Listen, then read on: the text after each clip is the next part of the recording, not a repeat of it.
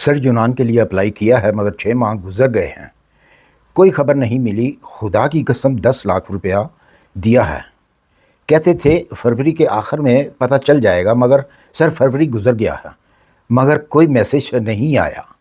Sir इस पर एक वीडियो बना दो, अल्लाह ताला आपका आखिरत में भला करेगा।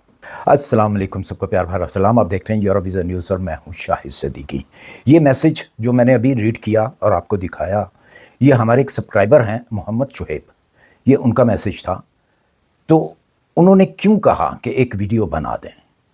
उन्होंने ये इसलिए लफ्ज़ इस्तेमाल किया कि ये दूसरे लोगों तक भी बात पहुँचे कि आप इस किस्म के स्कैम से बचें। उनका तो 10 लाख रुपया डूब गया। कसम खाकर उन्होंने कहा कि ये 10 लाख रुपया मैंने दिया है।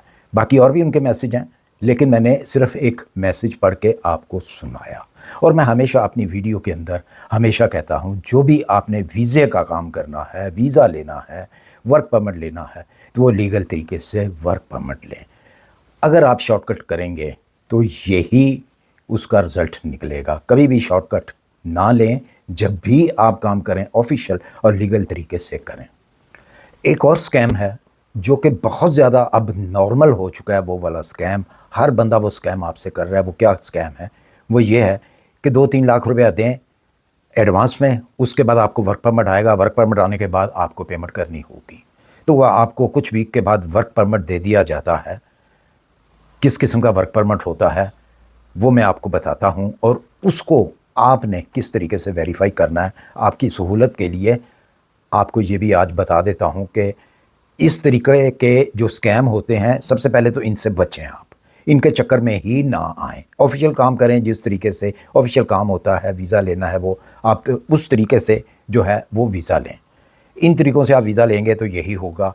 ये जो 2-3 लाख रुपया आप एडवांस देते हैं और वो आपको कहा जाता है जी कि यूरोप का मैं आपको वर्क परमिट दिलाता हूँ, 2-3 लाख रुपये एडवांस देते हैं, बकाया जो पैसा है वो आपका वीज़ा लगने के बाद या वीज़ा आने के बाद ये कहा जाता है। वो बातों में उलझाया जाता है। वीज़ा आने के बाद जो है आपने बकाया पेमेंट करनी है।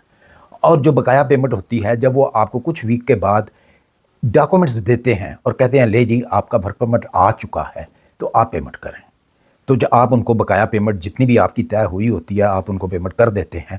तो उसके बाद साथ में आपको हदायत की जाती है कि जी ये कागज़ बनवाना है, ये कागज़ बनवाना है, ये कागज़ बनवाना है, ये कागज़ बनवाना है। उसके बाद आपने एम्बेसी से अपॉइंटमेंट लेनी है।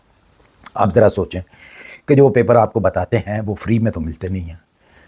सबसे पहले तो आप वो पेपर बनवाएंगे, उनके ऊपर ख़र्चा करेंगे, वो ख़र्चा हो जाएगा। उसके बाद आप अपॉइंटमेंट की तरफ दौड़ेंगे। अपॉइंटमेंट आपको मिलेगी नहीं, पैसा दे के आप अपॉइंटमेंट लेंगे, वो भी पैसा आपका दिया जाएगा, आप देंगे वो पैसा। उसके बाद अपॉइंटमेंट फ़ीस जो है वो आप देंगे। अगर VFS से अपॉइंटमेंट ले रहे हैं तो VFS की भी देंगे। एम्बेसी की वीज़ा फ़ीस भी आप जो है वो जमा कराएंगे।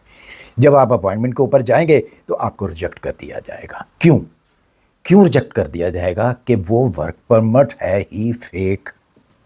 वो फेक वर्क परमिट आपको दे दिया जाता है।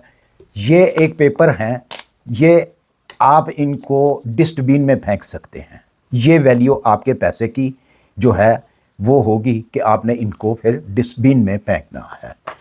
इसके अब सही तरीका मैं आपको बताता हूँ कि इस किस्म के स्कैम से आपने कैसे बचना है। सबसे पहले जब आपको वो वर्क परमिट दें तो उसको आपने वेरीफाई करना है। किस तरीके से वेरीफाई करना है? जब आपको वर्क परमिट देते हैं तो एग्जाम्पल मैं आपको देता हूँ, जिस तरह ये नंबर लिखा हुआ है इस किस्म का वहाँ पे उस वर्क परमिट के ऊपर नंबर होगा, रजिस्टर्ड नंबर, जो कि यूरोप के अंदर रजिस्टर्ड कंपनीज होती हैं, उनका एक रजिस्टर्ड नंबर होता है। ये उसके ऊपर दर्ज होना चाहिए। दूसरे नंबर के ऊपर उसको आपने गूगल करना है। गूगल करके आपने उस कंपनी का नाम जो है रिसर्च करना है। अगर तो उनका नाम, उस कंपनी का नाम और वो रजिस्टर्ड नंबर जो है वो वहाँ पे मैच करे तो आप समझें कि ये वर्क परमिट ओरिजिनल है। अगर वो चीज़ नहीं है, ना ही उस कंपनी का नाम है, ना ही वो रजिस्टर्ड नंबर है, तो आप समझ लें कि ये आपके साथ स्कैम हो रहा है। आपकी आसानी के लिए एक और चीज़ मैं आपको बता दूं, हर कंट्री की एक ऑफिशियल वेबसाइट होती है। वहाँ पे आपको रिसर्च करना होगा کمپنیز آپ جب ریسرچ کریں گے تو اس کنٹری کی وہ تمام کمپنیز جو ہیں آپ کے سامنے گوگل پہ آ جائیں گی جو رجسٹرڈ ہوں گی. اور اس کے ساتھ ساتھ جب آپ کے سامنے وہ کمپنی آئے گی جو آپ کی ریکوائرڈ کمپنی ہے جس کو آپ ڈھونڈ رہے ہیں، تو اس کو اگر آپ اوپن کریں گے تو اس کے اندر اس کا لینڈ لائن نمبر لازمی ہوگا. ایک تو رجسٹرڈ نمبر ہوگا، دوسرا جب اوپن کریں گے تو اس کا لینڈ لائن نمبر ہوتا ہے. یہ صرف واٹس ایپ کا سلسلہ جو ہے یہ فیک لوگ کرتے ہیں. واٹس ایپ کے اوپر آپ کو ورک پرمٹ جو ہے وہ سینڈ کرنا یا کوئی ایسے پیپر جو ہیں وہ سینڈ کرنے، جو اوریجنل کام ہوتا ہے وہ کبھی بھی واٹس ایپ کے اوپر نہیں ہوتا. وہ ہمیشہ ای میل کے ذریعے آپ کو اطلاع دی جاتی ہے اور آپ سے بھی وہ ای میل کے اوپر ہی کنفرمیشن کرتے ہیں ہر چیز کی، اور وہ بھی آپ کو ای میل کے ذریعے ہی جواب دیتے ہیں جو رجسٹرڈ کمپنیز ہوتی ہیں. اس کے علاوہ اگر آپ نے اس ورک پرمٹ کو چیک کرنا ہے تو سب سے بہترین ایک اور طریقہ بھی ہے کہ ہر کنٹری کی ایک آفیشیل ویب سائٹس ہوتی ہیں. ہر امبیسی کی، کونسلیٹ کی، امبیسی کی ایک ہی ویب سائٹ ہوتی ہے. تو وہاں پہ جو آپ کا ورک پرمٹ ہے اس کی کاپی ان کو سینڈ کریں اور ان سے پوچھیں کہ مجھے چیک کر کے بتائیں کہ کیا یہ ورک پرمٹ اوریجنل ہے یا نہیں ہے. وہ 100% جو ہے آپ کو جواب دیتے ہیں آپ کی ای میل کے اوپر. وہ کبھی آپ کو واٹس ایپ کے اوپر جو ہے جواب نہیں دیں گے. ہمیشہ ای میل، ویلڈ ای میل ان کو سینڈ کریں تاکہ آپ کو پتہ ہو کہ یہ میری ای میل جو ہے یہ اوریجنل، میری بھی اوریجنل ای میل ہے اور یہ ان کی جو ہے امبیسی کی ای میل ہے، تو میں وہاں پہ سینڈ کر رہا ہوں اور وہیں پہ آپ کو جواب اس کا آئے گا یس اور نو میں. اگر وہ اوریجنل ہوگا تو آپ کو بتائیں گے اوریجنل ہے، اگر وہ اوریجنل نہیں ہوگا تب بھی آپ کو بتائیں گے کہ وہ اوریجنل نہیں ہے. خام خواہ کسی کو پریشان کرنے کی یا کسی سے پوچھنے کی آپ کو ضرورت ہی نہیں ہوتی.